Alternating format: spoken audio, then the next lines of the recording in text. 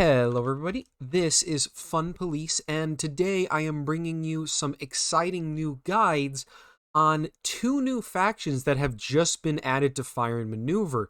These are part of the Boshin War DLC, a new DLC that came out the day this is being recorded. There are two new factions within it, the Shogunate and the Imperial Court. For today, we're going to be taking a look at the Tokugawa Shogunate.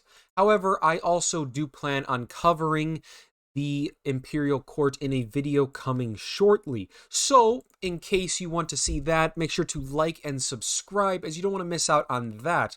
On top of that, there will also be videos coming out on the guides of the other nations that have existed in the game for quite a while. So make sure to like and subscribe to not miss out on that. However, let's get into the main topic today of the Tokugawa Shogunate. The Shogunate is one of the most interesting factions in the game. Display-wise, it is rated as practically the hardest faction in the game, minus except something like Britain. And that is because the Shogunate is probably the undisputed melee champion in the game, but it pays for this melee prowess with practically some of the worst range capabilities of any nation in the game. A common trend and the overall theme of the Shogunate is that of all the range drill and shock on its units.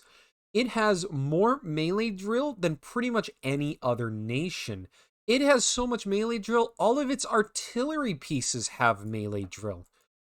This is giving them a ton of melee potential, but there are things that balance this out. There's a lack of weaponry, there is a lack of perks like range drill, and in general, they're very specific in what they do, and this requires a very unique play style to do well.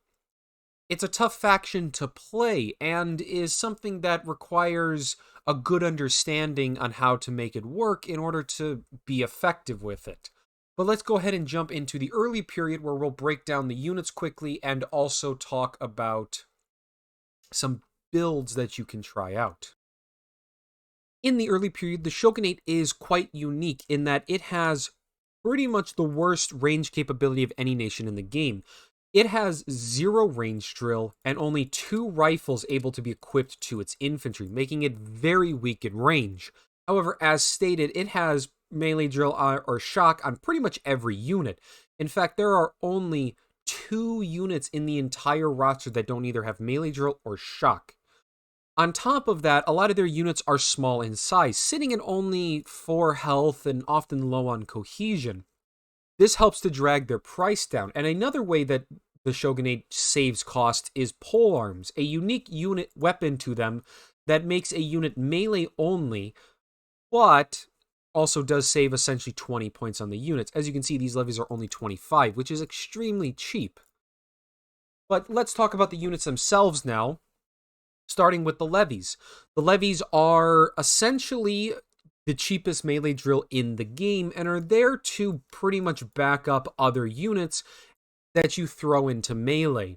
They're very, very good at supporting a unit such as the Domain Infantry, who has the useful shock and is better statted, and then the levies in the support are able to join in the melee and add their bonus damage at the end of turns in order to make them more effective. On their own, levies die very quickly, but they are very useful to give you filler bodies that can add a lot of melee drill and make your army far more potent once it actually gets into melee. Then we have the line infantry. The line infantry are 4 health, 4 cohesion disorganized infantry. This makes them really weak. This is essentially similar to Russian line infantry or units like the Italian line infantry, but with less health. These guys are essentially good at acting as meat shields.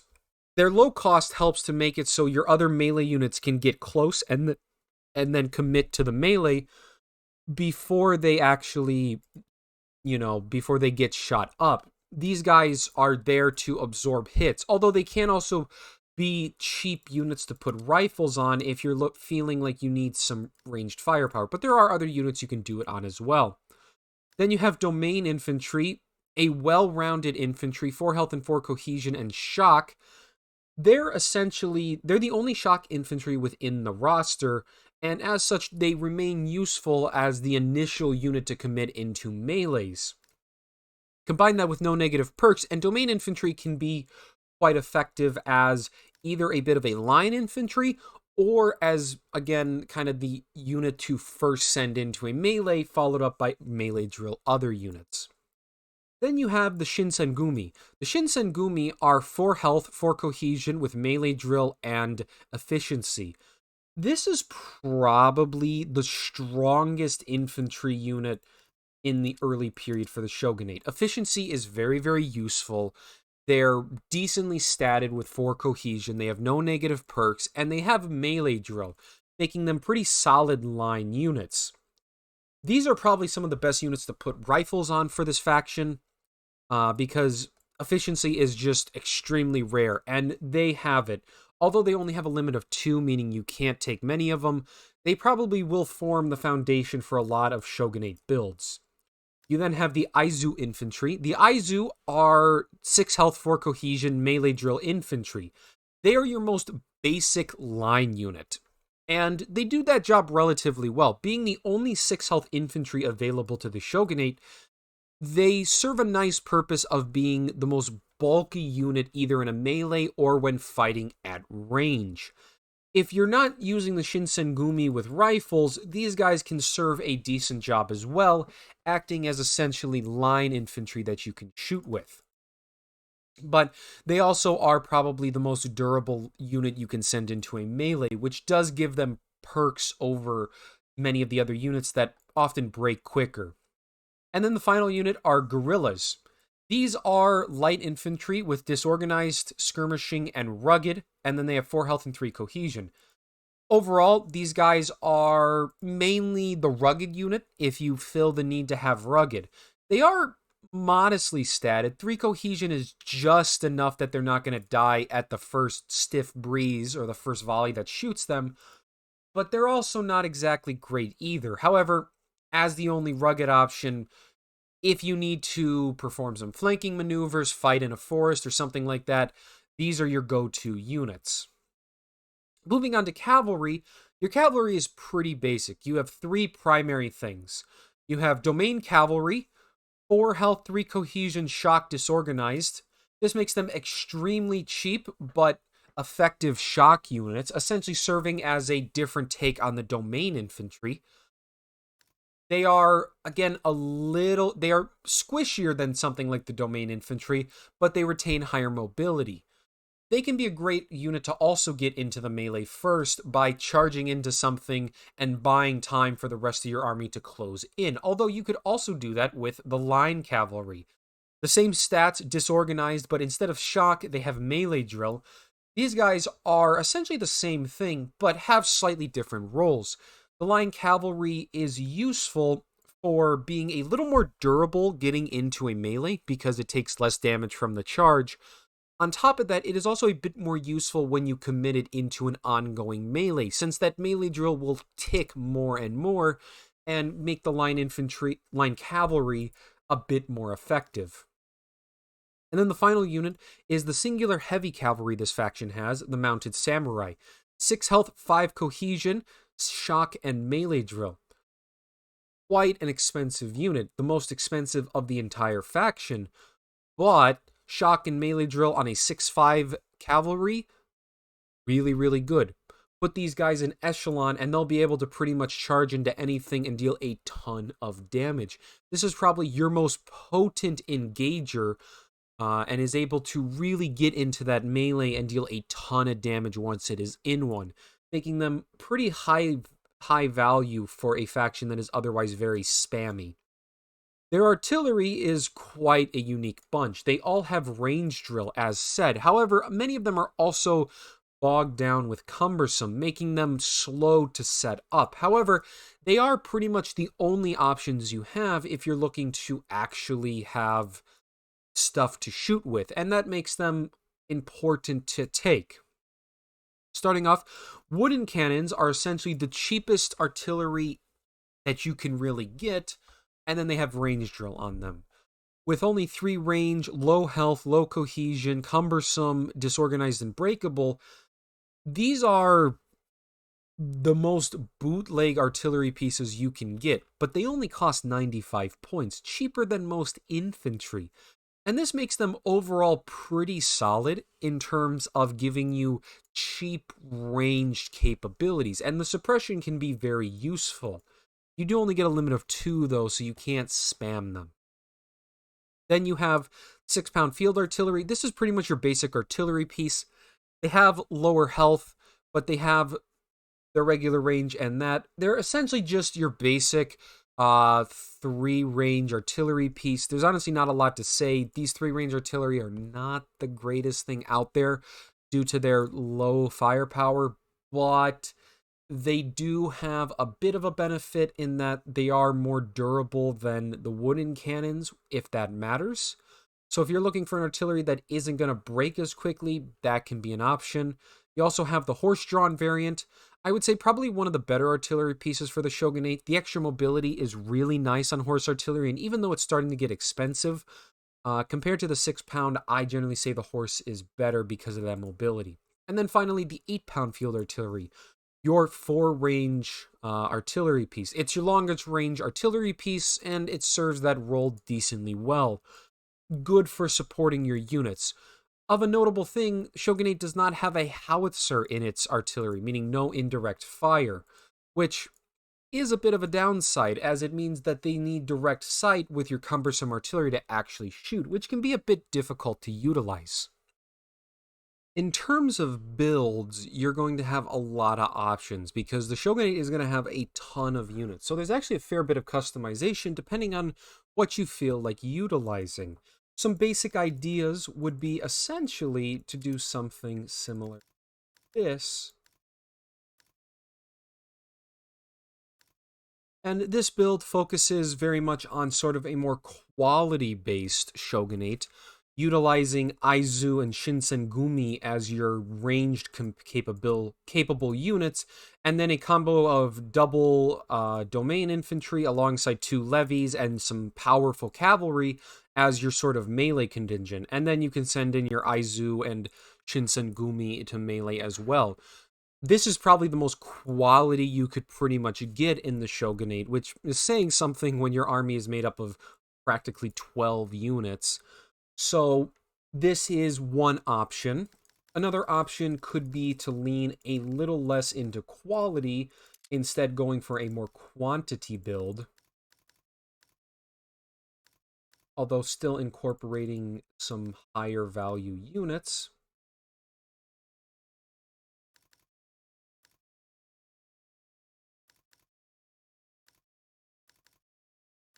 Ah.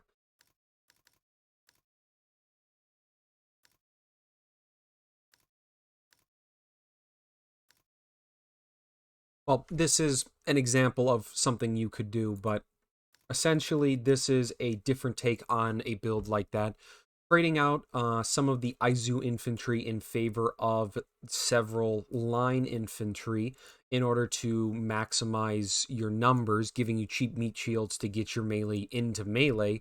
On top of that, also has room for artillery. But as you kind of saw, I actually hit the unit cap. This is the maximum amount of units, 14 in quick play, and I maxed it out and actually ran out of money, not being able to take everything I was looking for. So as you can see, there's actually quite a bit of room for experimentation, but in general, you're able to fit in one artillery piece, usually a cavalry unit, alongside tons of infantry. The important thing is make use of pole arms in order to save on cost and really maximize the size of your army so you're able to overwhelm the enemy through sheer numbers. In the early period, you're going to have to do this as you just don't have the ability to fight at range at all. But now let's jump over to the late period and see how the Shogunate evolves. In the late period, the Shogunate roster actually expands quite drastically, with several new infantry units, new cavalry, and new artillery pieces. The Shogunate undergoes quite a bit of a overhaul in terms of the late period. In terms of the new units, the first one is this Gaku Hitai, a unique infantry with 4 health, 4 cohesion, and range drill. They are also uniquely the only infantry able to equip the breech loaders available to the Shogunate. This unit can potentially be very useful in terms of applying a lot of damage when you get in close. Range drill and breech loaders has the potential to deal a ton of damage, and these guys are decently statted for the Shogunates with no negative perks. So if they can get close alongside your melee troops, they can deal quite a bit of damage. Other units include the Northern Alliance Infantry, a light infantry with 4 health, 4 cohesion, skirmishing, breakable, and disorganized. Their biggest benefit is that for their cost, they have a lot of cohesion up front and are cheap. Overall, they are just generally quite solid as a unit, even though they don't last long in melee. These guys are more so good for harassing, if anything, and that can be useful because they are one of the cheapest units, very similar to that of the line infantry, but they have skirmishing, making them arguably a little bit better at getting away from dangerous positions. So they can have their uses. Then we get a heavy infantry, the Shogitai. This is a powerful melee infantry, 6 health, 5 cohesion, and then shock and melee drill. These guys are essentially some of the strongest melee options you have, and are very similar to the mounted samurai, but in infantry form. This also means they can be given rifles or even stronger weapons, meaning they do have a bit of utility, and you can even use polearms to lower their cost, lower than that of the mounted samurai. But they're overall the strongest melee infantry the Shogunate has, giving them powerful uses in a faction that loves melee. Then the final unit is the Denshutai. The Denshutai is the most elite unit available to the Shogunate. This unit is able to sport 4 health, 5 cohesion, being pretty unique in this regard. I think this is the only heavy infantry with 4 health, but it has melee drill and range drill. And then it is the only unit able to equip the rifled breech loaders, meaning that it is pretty much the best ranged unit in the entirety of the Shogunate. And that makes it quite powerful. These are the guys you're going to be able to utilize to actually shoot at and damage the enemy units. And that is an important aspect and makes them crucial to the new Shogunate in order to give it a bit of oomph at range in a period where range starts to become very, very important. The new cavalry unit is the Denshutai Cavalry. 4 health and 4 cohesion with shock and melee drill, this essentially makes them a light cavalry version of the mounted samurai. That high mobility and lower cost is actually quite beneficial, as this unit can hit very, very hard while not being as expensive as the mounted samurai, meaning that it can be a very effective force and hit and just be very powerful overall. And then the last unit is the new Gatling gun.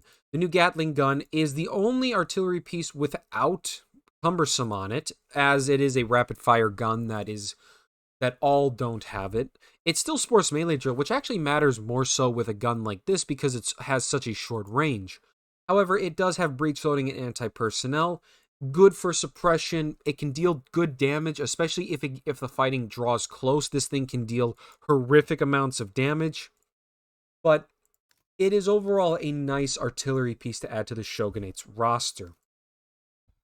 Within the late period, the Shogunate is actually able to diversify its builds a little bit, being able to utilize a bit more of its range capability and fight more like a traditional nation, while still having a lot of numbers in order to make up a very large and threatening force overall. An example is something like this build, utilizing the Denshutai with rifled breech loaders and the good old Shinsengumi as your ranged core. Backing it up is your standard roster of sort of melee-based units with the domains and levies. Some line act as cheap filler. Denshutai cavalry serves as a cheap way to get a very hard-hitting cavalry.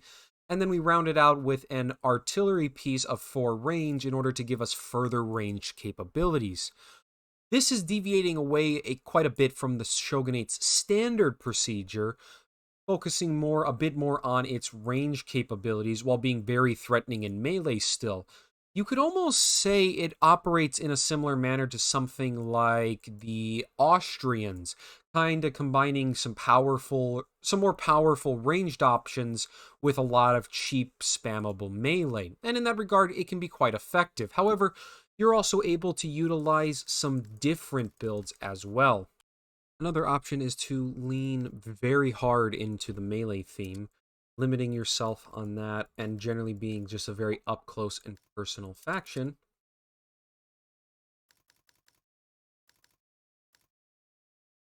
You would be able to utilize something sort of like this. This would be a build that is very much about getting right into your enemy's face and then killing them. With the Shogunate being your primary assault units in terms of getting into melee, you would have some very powerful units able to do that. Your Gaku Hitai could follow any of these units up close and personal and then blast away for a lot of damage. You have the Shinsengumi and some Denshutai as kind of standard, and then you have a bunch of kind of filler with a mix of line infantry, some cheap levies, and then either a guerrilla or a Northern Alliance infantry kind of as to round out and spend your funds. This is a much more quantity-based build, and you could even go even harder in the quality, doing something like spamming even more and cutting Shogutai or Gaku Hitai in favor of more and just more shock and melee. Again, there's a lot of numbers you can do here, or you can incorporate cavalry. You have a lot of flexibility, but in general, the Shogunate, as always, builds very much just around quantity. As the Shogunate, some important tips are that you always need to have large armies, and even their smallest armies are going to generally outnumber other factions. And you need to make sure to always be planning for melee, as you need to get into melees to win as the Shogunate. It's a hard faction to play, but it can be a lot of fun. It's one of my favorite factions, and the one I prefer out of the 2 new ones, actually. Very fun and overall very enjoyable. But with that, that is the end of my guide for the Tokugawa Shogunate. Hopefully, you guys find it useful. It's a tough faction to play, as I've mentioned previously, but it's overall a lot of fun, and if you haven't bought it yet, I actually highly suggest picking up the Boshin War DLC. There's a lot of content available to it. The new multiplayer factions, a variety of fun scenarios, and even 2 brand new campaigns that can be played for the wars. One historical, and then also a fictional Japan versus the European powers.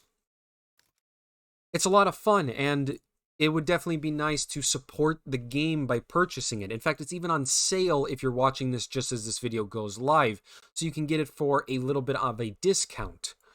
But otherwise, that is the end of the video for today. I want to thank you if you've watched all the way through this. I hope you find this video useful.